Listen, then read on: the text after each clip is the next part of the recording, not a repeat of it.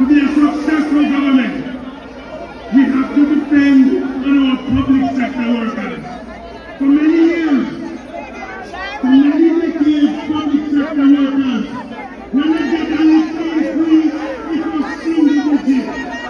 Under the Jamaican Labour Party government, for the last 3 years, we have had increases for public sector workers more than 100%.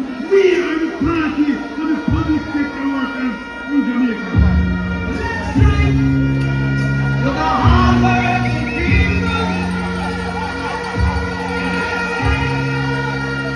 I want you to understand something here. There are active and strong government working for the working class. You know, for many years.